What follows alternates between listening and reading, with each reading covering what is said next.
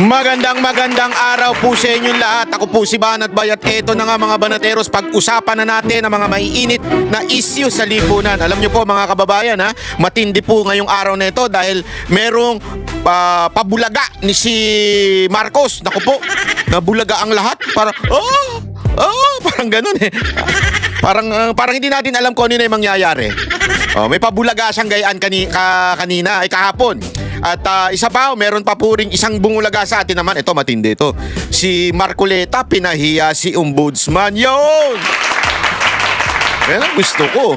Yan ang gusto ko, atapang-atao, di ba? Pinahiya ho si Ombudsman na Remulla kaganina.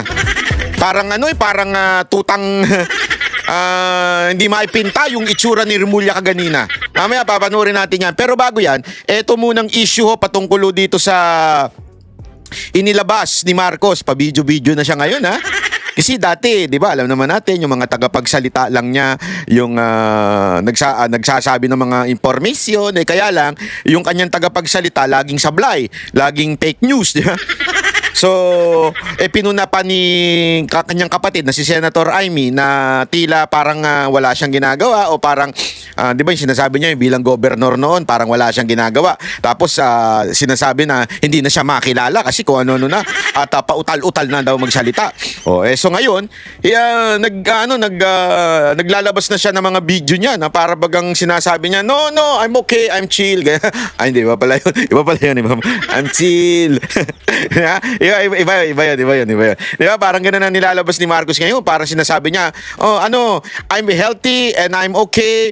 I'm handling the situation. Parang ganyan eh. Yan yung optics niya eh. Sabi ko nga sa inyo, magaling yung humahandle ng PR nito eh. Kitang-kita ako kasi may hinala ako ng nag-handle ng PR niya eh. May kilala ako dyan, hindi ko na lang sasabihin kung sino, pero may kilala ako dyan nagtatrabaho sa OP na tila mukhang siya'y nag-handle ng PR ni Marcos. Kasi itong kakilala kong ito, magaling to, PR man talaga ito. Magaling ho ito, kaya sa tingin ko siya nag-handle ng PR ni Marcos. Kasi ngayon, yung mga ginagawang pautot, yung pambubudol ni Marcos, akala nila nakakaloko sila. Pero pag ikaw, alam mo yung katotohanan at alam mo yung mga sitwasyon talaga nagmamasid ka, tinitingnan mo yung mga sitwasyon, talagang maalam mo na nang bubudol ito si Marcos. At yan po ang nangyari ngayon. Kasi ngayon, pansinin niyo sinabi ko nga sa aking video sa Facebook, by the way, highway, kung gusto niyo ng updated, punta kayo sa Facebook ko kasi doon, mas nauuna ko na i-upload minsan, di ba? Kaya importante na nakapalo din kayo doon.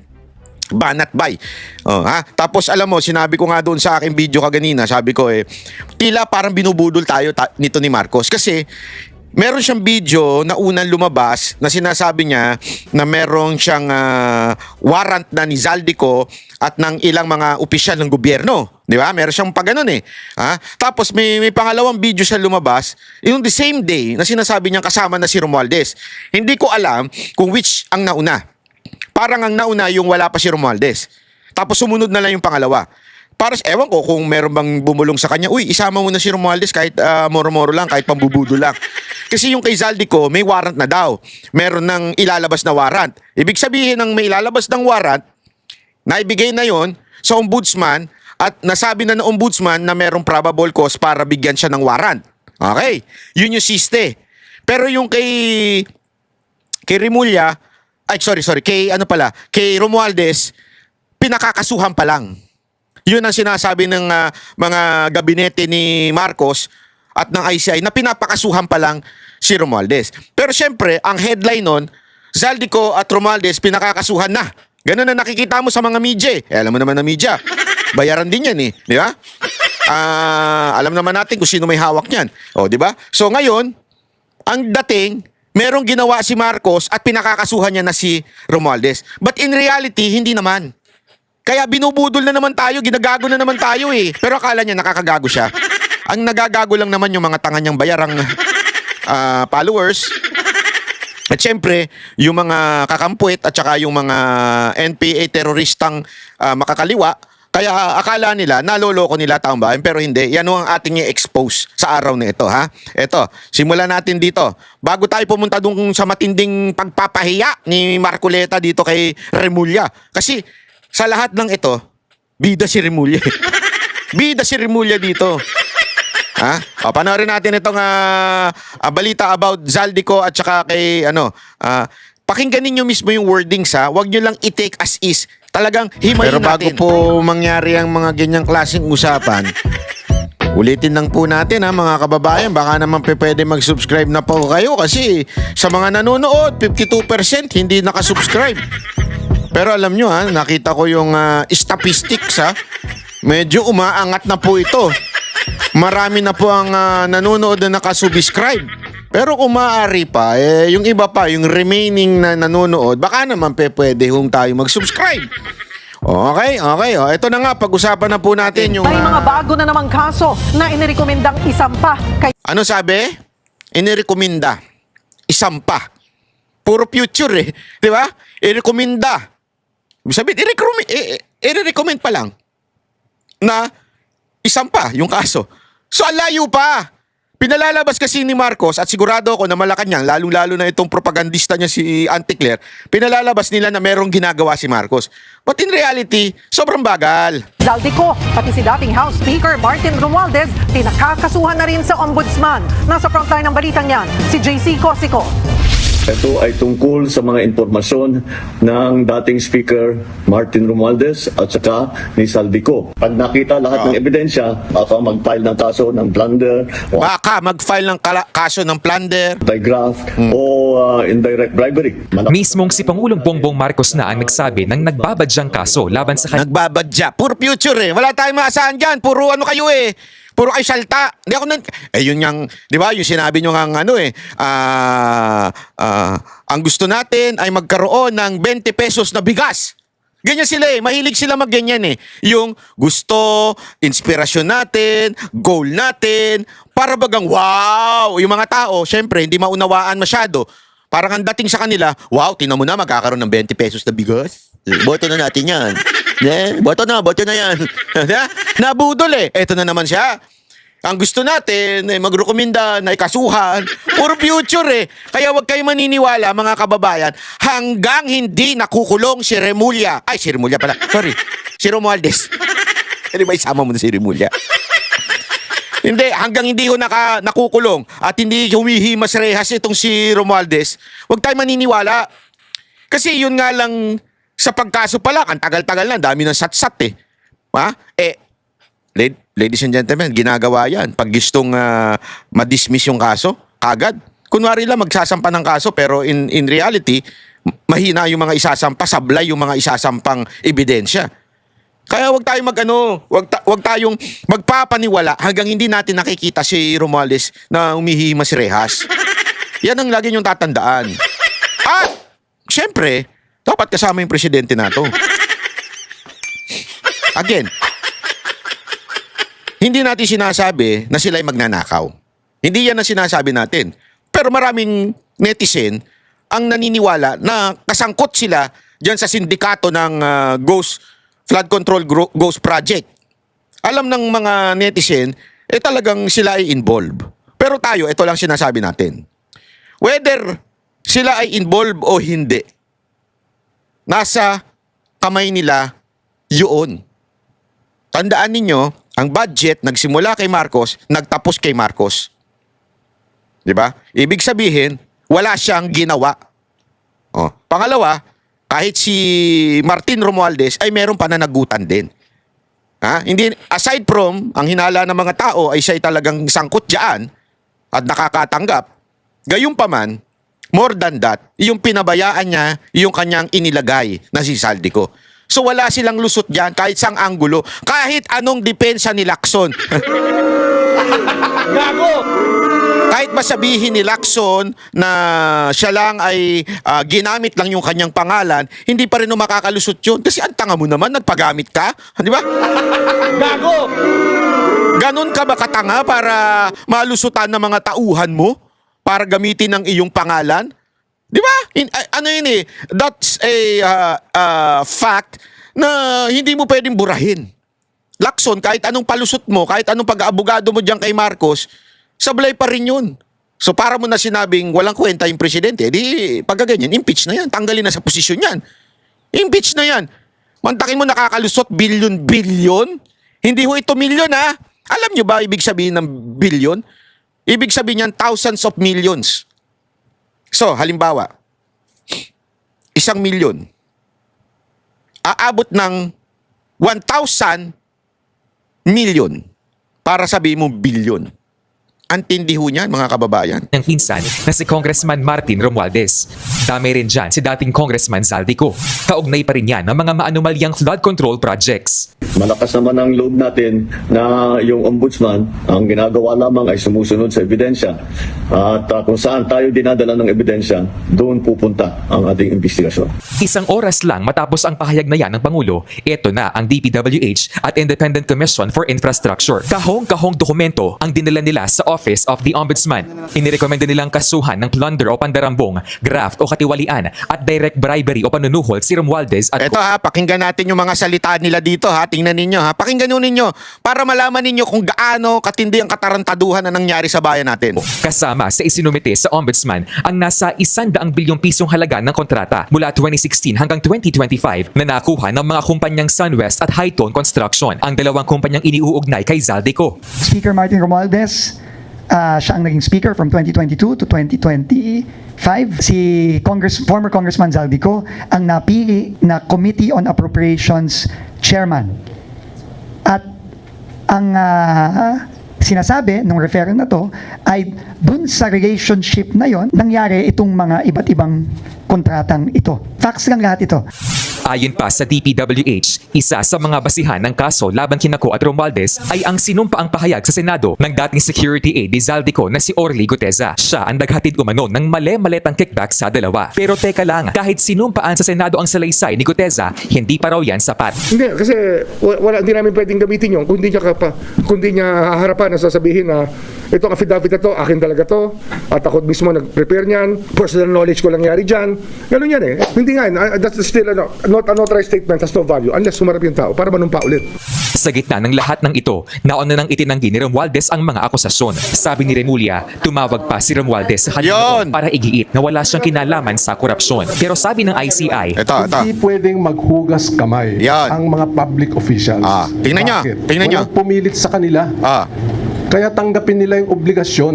Tanggapin nila na kailangan silang sumunod sa mga batas. ayon kay Ombudsman Remulla, posibleng kasuhan si Romualdez sa susunod na 6 hanggang 9 na buwan. Akala ko ba? Hindi kasi, yung kay Zaldico pagturo niya kay Marcos at kay Romualdez, labas kagad yung warrant Di ba? Ayan ito. Sabi dito, the Philippine National Police acknowledge the issuance of arrest warrants against former Ako Bicol Party Bicol Representative Zaldico and 17 others as announced earlier today by President Ferdinand Marcos Jr. in connection with alleged irregularities in flood control project.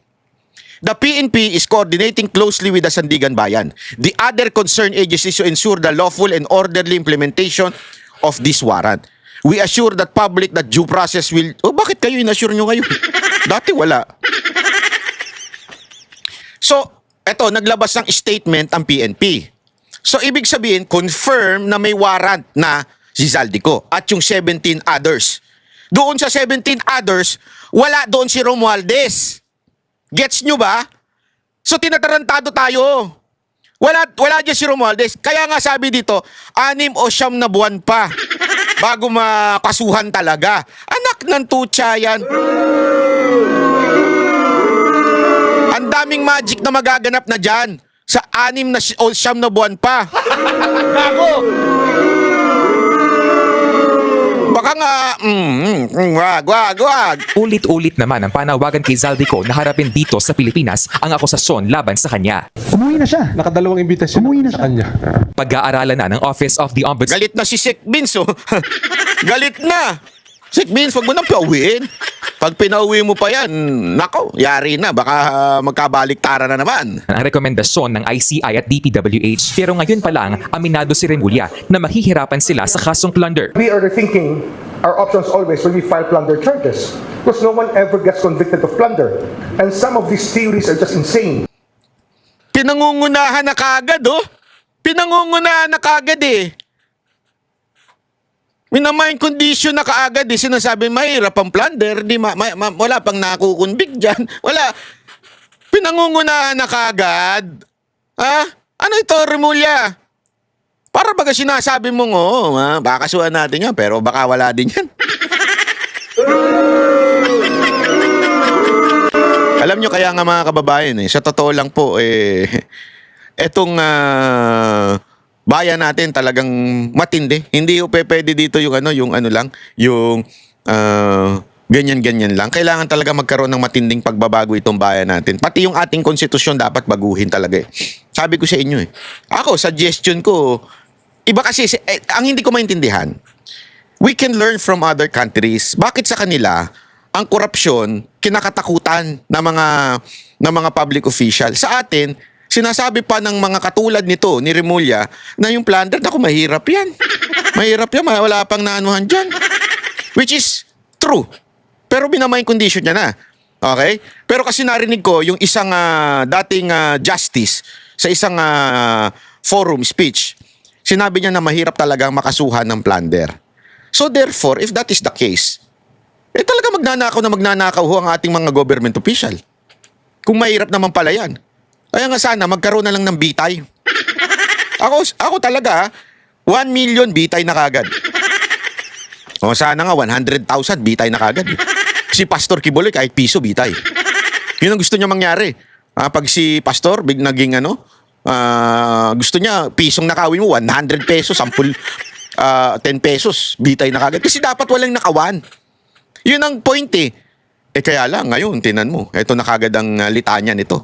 When we look at the jurisprudence, the easier one to prove will be malversation. Nagbabalita mula sa Frontline, JC Cosico, News 5. Nako, ayan na nga. Pakinggan pa natin. Dito ka magtataka mga kababayan.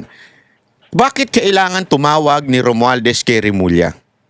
Tumawag. Nauna itong ipi-play natin na ito. Nauna ito. Bago itong pambubudol na ito. Bago itong pambubudol na ito, na ina-announce na kesyo kakasuhan daw si Hindi kasi tingnan ninyo yung mga announcement sa media. Parang ang dating talaga, talaga ba kakasuhan na si Romualdez? Ganun Di ba? Alam naman natin, marami tayong kababayan na hindi nagkiklik. Basta yung headline lang ang binabasa. Pero pag titignan mo yung loob, wala pa. 6 na buwan pa. Ano ito, gaguhan? Gaguhan talaga budol Di ba? Pero nangyari yan, yung script na yan, tumawag muna si Romualdez kay Remulla. Ano ibig sabihin nun, mga kababayan? Yeah? Hindi kaya sinasabi ni Romualdez, ganito script natin basta okay lang yan, sampan nyo na ako para hindi masisi si Marcos. Pero alam mo na kung ano isasampan nyo. Ang madaling lusutan. Hindi kasi, di ba? Tapos magdidiwang yan. Isipin nyo 6 na buwan. Tapos magdidiwang yan. Tapos sabihin nila, tingnan nyo na, hindi na convict ng plunder si Romualdez. Di tagumpay. Ito ay nagpapatunay lamang na tayo ay talagang walang ninakaw mula sa Ghost Flood Control Project. Di ba? Talagang wala akong ninakaw. At talagang ang budget para dyan ay talagang maayos kung pinatupad. Naks ang puta ganyan. Tapos, tatakbong presidente. Gago! Ito, play natin Tumawag daw noon si dating Speaker Martin Romualdez kay Ombudsman Boying Remulla para itanggi mga paratang sa kanya sa flood control scandal. Sa kabila niyan, posible pa rin daw maghain ng Ombudsman ng kaso laban kay Romualdez. Nasa frontline ng balitang yan si JC Cosico. May siniwalat sa isang forum si Ombudsman Boying Remulla. Tumawag daw sa kanya noon si dating House Speaker Martin Romualdez matapos siyang masangkot sa flood control scandal. Itinanggi raw ni Romualdez ang mga akusasyon sa kanya. Kabrad ni Remulla si Romualdez sa fraternity at mayroon daw silang malapit na relasyon. I answered this call once because we respect each other. Well, he was trying to explain his side that he had no hand in many things. But that's all I can remember. Anong sabi mo? Wala, just, diba? We just follow the evidence. Pagkatapos ng tawag na yan, hindi na raw muling kinausap ni Remulla si Romualdez. Gusto raw kasing tutukan ni Remulla ang issue. Matatanda ang siniwalat na security consultant ni Zaldico na si Orly Guteza na nagdala siya ng male-maletang pera mula sa kickback umano sa mga flood control projects sa bahay ni Romualdez. Kinumpirma din niya nito sa kanyang video statement. Sa ngayon, patuloy pa ang investigasyon ng ombudsman kay Romualdez. Nang matanong naman si Remulla kung kailan posibleng kasuhan si Romualdez. It will be filed within the year. I mean, not this year, but at least in the next 6 months or 9 months. Oh, yes, ma'am. You think so? Yes, ma'am. I'll hold you to that. Yes, ma'am. I do not want to file a lousy case. I will never file a lousy case. I'm not that kind of person. I want things to be done properly. I want it to be documented. I want it to be solid. Una na ring sinabi ni Remulla na iimbestigahan din ng ombudsman ang mga pangalang binanggit ni Ko sa video, kabilang si Pangulong Bongbong Marcos. The revelations are fresh, and we're checking on everything. Hindi ko naman kinuha yung opisina to para magtakip para kahit kanino. I didn't get this office for that. Uwe. Nitong Martes Wala lang, naniniwala nasa sa'yo. ang unang kaso sa flood control scam laban kina Ko at mga opisyal ng DPWH Mimaropa at SunWest. Nagbabalita mula sa Frontline, JC Cosico, News 5. Mga Yo. kapatid, Ed Lingaw po, maging Alam mo, walang naniniwala sa inyo. Sa totoo lang po, walang naniniwala sa inyo. Makakala ninyo naniniwala sa inyo eh. Ha? O ito, pakinggan naman natin itong banat ni Marcoleta. Ha? Malupit talaga ito si Marcoleta, niyari. Oh. Ito. In several decisions of the Supreme Court, the Office of the Ombudsman was admonished for grave abuse of discretion, for acts of bending or twisting the law to expand its powers. I may cite several jurisprudence if I must. Mr. President,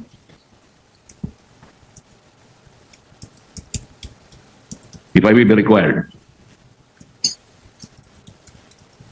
And we all know that the present Ombudsman, Mr. President, publicly flouted this predilection to bend the law.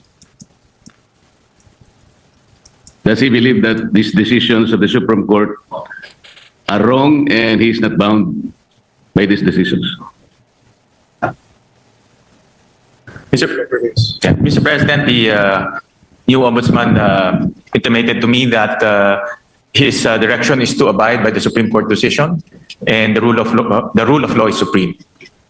And therefore is not correct, and there is no basis for flouting those statements publicly declared that bending the law is all right, provided that he is not breaking the law. Mr. President, it's a figure of speech, Mr. President. Mr. President, Figure of speech. Nandiyan si Remulla niyan eh. Oh. Kasi tinatalakay po yung budget ng ombudsman eh. Figure of speech daw yung bend the law. Si Gatchalian, oh. Kasi si Gatchalian yung para magdi-defend. Ganun po yun eh. Hindi po pwede magsalita yung head ng department na yon. Meron siyang senador na magdi-defend. Ito, dinidefend ni Gatchalian yung bend the law sa interview ni Remulla. Kasi inulit pa ni Remulla eh.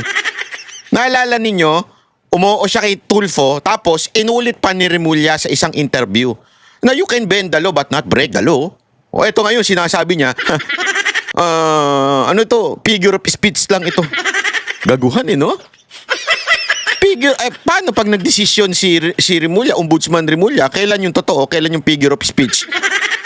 Paano natin sasabihin yun? Hindi pa pwedeng ganun eh. May figure of speech, pero minsan hindi. Eh, para kang ano dyan eh. Para kang ikaw yung humahatol dyan eh. why figure of speech? The office of the Ombudsman is a high office. We're not supposed to be guided by figures of speech. Our people might be misled into believing that it's all right to bend the law, provided we do not eventually break it. It should be explained succinctly, Mr. Speaker. It should be explained very well that that is not correct. That he was wrong in saying that. He was very wrong in confirming and even affirming that publicly in one of our hearings in the Blue Ribbon Committee. Can we expect that, Mr. President, for the Ombudsman to do?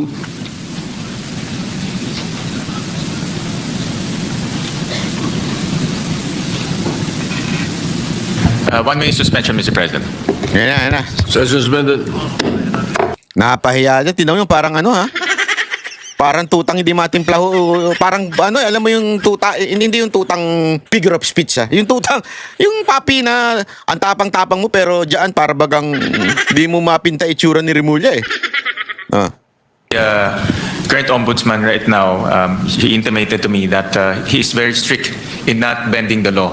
In fact, he also intimated that he will abide by the Supreme Court ruling as he believes that the rulings are forms part of the law, and the rule of law is supreme, Mr. President. So he abides by those principles, Mr. President, and he will carry that in his tenure as the country's ombudsman, and especially in his quest to hold people to account and to put people in jail who, especially those who transgressed our laws, Mr. President. So those are the principles that he abides by, and those are the principles he will carry in his duty as our ombudsman, Mr. President. Mr. President, abiding by that principle and acting otherwise is different. You say that you abide by the law strictly, but you say publicly that you can bend the law. How is that? Doesn't the public need to be clarified very clearly on this matter, Mr. President? Our people might be confused by that statement. That's why I am asking whether he can make a clarification or he can make public apology for saying that, Mr. Yun, President. public apology. And this will be good for the country. Yun. Mr. President, we thank the good gentleman from Tarlac and Pampanga, Senator Marcoleta, for bringing this up. And this is an opportunity for the current ombudsman to clarify his statements. And this is actually the clarification that he is expressing to this august body, that he will abide by the rule of law and he will not bend the law to serve any other purpose, Mr. President, or to serve any other being, Mr. President. So Can we... So, Mr. Sorry. President, that's why this is an opportunity, and as he intimated to me, that he will always put the rule of law as supreme, Mr. President. Mr. President, even for this issue alone, can I respectfully move that maybe we can suspend our rules? I want to hear personally the ombudsman to say it for himself. Nako. Pinagsusorry, oh. Sorry. Maganda dyan, paluhurin mo pa sa munggo. Biro lang. Pinaluluhod niya, oh. Grabe to si Marcoleta, oo. 1 minute suspension, Mr. President. Session suspended. Madam Majority Leader, what do you... Ayan. Tingnan ninyo, tingnan ninyo kung sino yung pagtatanggol. Sino yung magtatanggol kay Remulla. Tingnan nyo, tingnan nyo, magugulat ka eh. After that motion. Mr. President, with all due respect to the good gentleman from Tarlac and Pampanga, the Senator Marcoleta, we have very, very rarely given way to such a motion to suspend the rules, especially during budget plenary deliberations. With all due respect to Senator Marcoleta. Wala. So I apologize that it may not be possible also this morning, Mr. President. So therefore, we are not entertaining the motion. We are not entertaining the motion, Mr. President, but the chairman remains fully capable of addressing the important issue raised by the good gentleman. All right, thank you. Thank you, Mr. President. Thank you, Majority Leader. Muli nagpapasalamat po kami kay Senator Marcoleta at tinanong niya po yung itong issue. Nagbibigay po to ng oportunidad para sa ating bagong ombudsman klaruhin yung kanyang mga nasabi. At wala hong intention to bend the law. No? That's very clear. In fact, ang prinsipyo po ng ating bagong ombudsman is to follow the law and uphold the law. Dahil naniniwala siya na ang rule of law is supreme, Mr. President. So, para lang klaro, no, na itong nasabi niya ay isang figure of speech, pero wala hong intensyon na baliin po ang batas dahil ang kanyang intensyon ay ipatupad ng batas ng may integridad at may katarungan, Mr. President. Mr. President, kaya ko lang naman po ipinipilit ang bagay na ito sapagkat I think even the ombudsman as a lawyer himself believes in the court doctrine of our legal system, dura lex sed lex. Yung sinasabi nating bending the law will be inconsistent totally with this core legal system. Hindi mo po pwedeng kahit na konti. Tatanong ko nga sana to what extent can you bend the law that can still be acceptable? Hindi po pwede yun. Dura lex sed lex. ako rin po sumasang-ayon po sa kay Senator Marcoleta, the good gentleman from Tarlac, Pampanga, na ang batas po ay dapat ho natin ipatupad. At wala ho yan tinitignan. Kaya ho naka-blindfold po si Lady Justice dahil wala ho tinitignan. At yan rin po ang assurance po ng ating bagong ombudsman. Kalokohan. Dito po sa bulwagang ito at sa lahat po ng sambayang Pilipino na nanonood ho sa atin. Alam mo, hindi ko alam ba't hindi kinikilabutan itong mga to, no? Pag sinasabi nila yung wala ang batas sa atin, wala hong